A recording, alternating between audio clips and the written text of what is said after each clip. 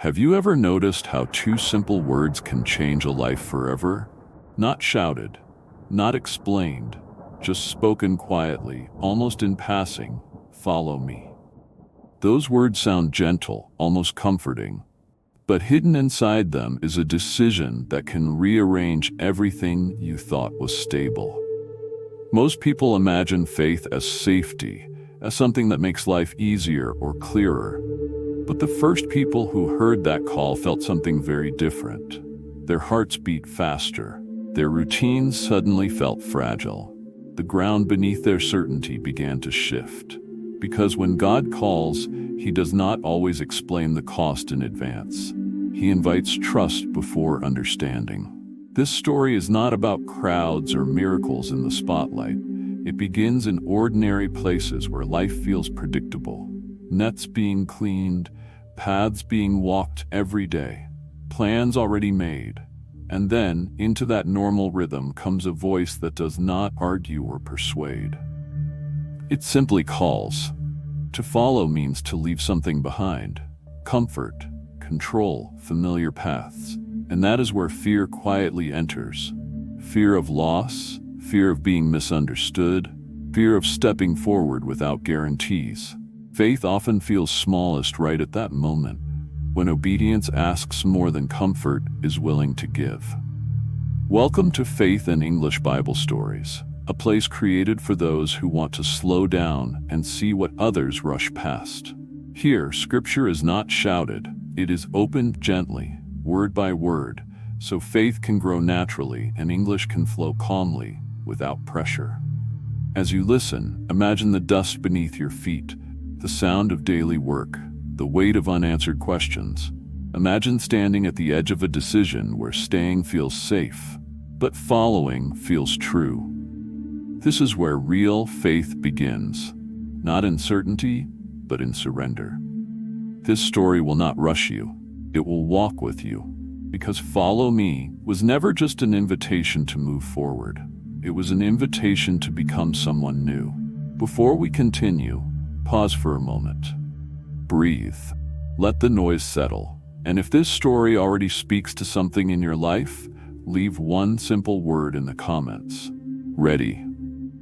The day ordinary life was interrupted.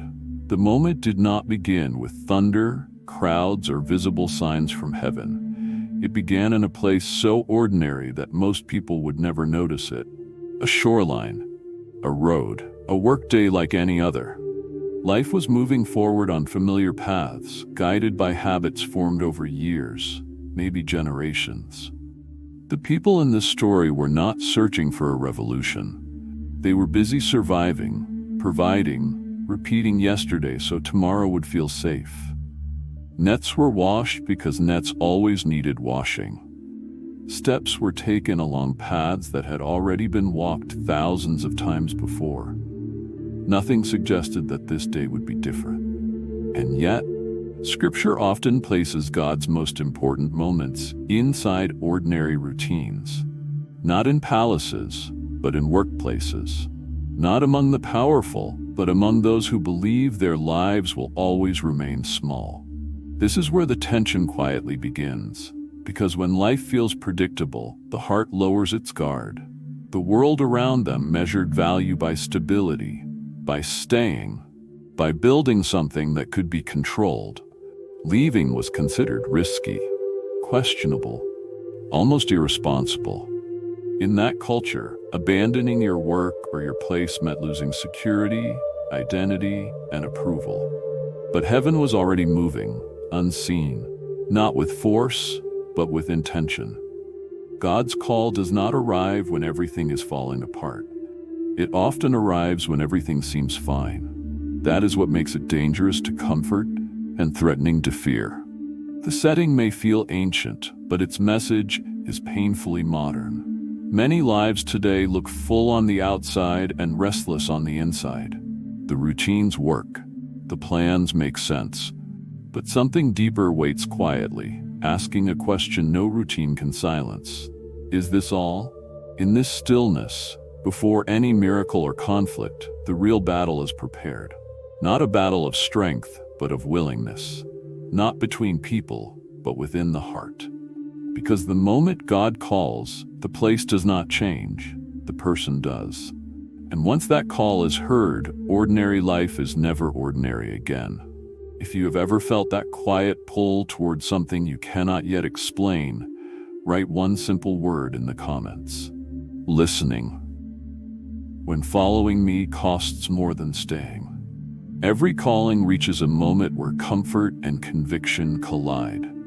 This is that moment. Not dramatic on the outside, but violent on the inside. The voice has already spoken. The invitation is clear. Now comes the question no one can answer for you. Will you move, or will you remain where you are? Fear does not arrive loudly. It whispers reasonable arguments. It reminds you of what you will lose before showing what you might gain. It asks practical questions that sound wise but are rooted in doubt. What about tomorrow? What about responsibility? What about the life you already built? In Scripture, those who were called to follow did not receive a map. They received a direction. And direction without details creates tension. Staying meant certainty. Following meant trust. And trust always feels expensive before it feels right. This is where many stories quietly end, even if the Bible does not record them. Some hearts hear the call but choose safety instead. Some feel the pull but release it gently, convincing themselves that obedience can wait. But true following never lives in delay, it lives in decision. The conflict is not between good and evil, it is between good and greater. Between what feels secure and what is sacred. To follow meant releasing identity shaped by work, reputation shaped by routine, and control shaped by familiarity. It meant stepping into a future where outcomes were unknown but presence was promised. Silence grows heavier here. No miracles yet, no confirmation, just the weight of choice. Faith does not remove fear in this moment. It stands beside it. The heart beats faster, the mind hesitates, and heaven waits. Because God does not force obedience, He honors freedom. The call remains open, but the step must be human. And this is the hidden cost of follow me. Not suffering first, but surrender. Once the step is taken, life will never return to what it was. But until that step is taken, the conflict remains unresolved, echoing quietly inside the soul. If you have ever stood between what feels safe and what feels true, leave one word in the comments. Choosing. What changes the moment you step forward? The miracle does not arrive with noise. There is no flash of light, no sudden reward, no applause from heaven. In fact, from the outside, nothing seems to change at all. The road looks the same. The day continues. The air feels ordinary, and yet everything has shifted. The miracle of following Jesus is not first seen around you, it is formed within you. The moment the step is taken, something invisible breaks. Fear loses its authority. Control loosens its grip. The heart, once divided, becomes aligned. This is the quiet intervention of God. Scripture shows that when people follow, Jesus does not immediately give them comfort. He gives them presence. He walks ahead, not to remove uncertainty, but to replace loneliness. The miracle is not that life becomes easier. The miracle is that you are no longer walking alone. For the first followers, nothing magical happened in that instant. They still felt hunger. They still faced rejection. They still questioned themselves. But something deeper had changed. Obedience opened a door that comfort never could. This is how God often works. He does not change the situation first. He changes the position of the heart. Once the heart moves, heaven responds in ways that cannot be reversed. New strength appears when it is needed. New clarity comes after obedience, not before it. The world looks for miracles that impress the eyes. God offers miracles that transform direction. A life once centered on safety begins to orbit around purpose. A future once planned by fear becomes shaped by trust. This is the hidden miracle behind Follow Me. Not instant success, not instant understanding, but instant alignment with God's will. And alignment is power. From this point forward, the story is no longer about staying strong. It is about staying close. Because once you begin to follow, every step becomes sacred, even the uncertain ones. If you believe that obedience opens doors you cannot yet see, leave one simple word in the comments: faith. What following Jesus really teaches the heart. The journey continues, but something important must be understood before the story moves forward. Following Jesus was never presented as an escape from struggle. It was an education of the heart. Every step taken after the call begins to reveal what comfort once hid. The lesson becomes clear through time, not instantly. Those who followed discovered that faith is not proven by enthusiasm, but by endurance. Excitement fades, questions remain, and still the call holds. This is where true learning happens. Jesus did not say, "Follow me and you'll understand everything." He said, "Follow me," knowing that understanding would come later. Faith in this sense is not knowledge, it is relationship. And relationships grow through trust, not explanations. The lesson hidden inside the call is surrender, not the dramatic kind, but the daily kind. The kind that chooses obedience when feelings disagree. The kind that keeps walking when results are slow. The kind that remains faithful when recognition disappears. Scripture shows that those who followed were often confused, sometimes afraid, and occasionally mistaken. Yet they stayed, and staying shaped them more than certainty ever could. The greatest transformation did not happen through miracles they witnessed, but through the dependence they learned.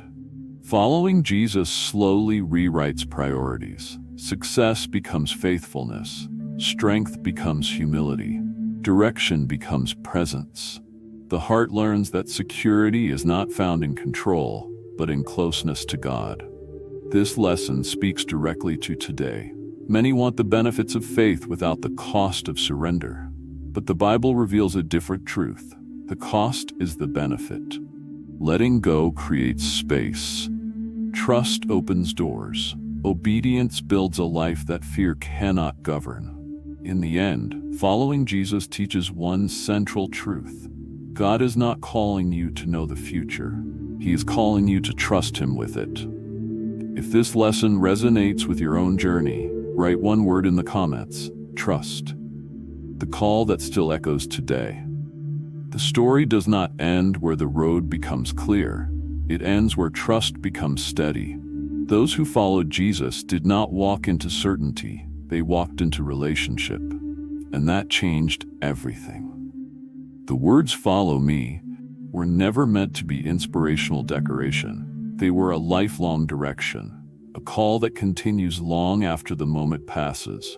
Long after emotions fade. Long after the first step is taken. What Jesus offered was not safety from storms, but meaning within them. Not answers for every question, but presence in every step. The cost of following was real, but so was the reward. A heart no longer ruled by fear. A life shaped by purpose instead of pressure. Many heard the call that day. Not all followed, and that truth still holds. God does not chase, He invites. He speaks clearly, then waits patiently. The responsibility to respond has always rested with the listener. This is why the call still matters today. Not because the world has changed, but because the heart has not. People still long for direction, still struggle with control, still fear letting go, and still hear that quiet question beneath the noise: will you trust me? Following Jesus does not remove uncertainty from life. It removes isolation from uncertainty.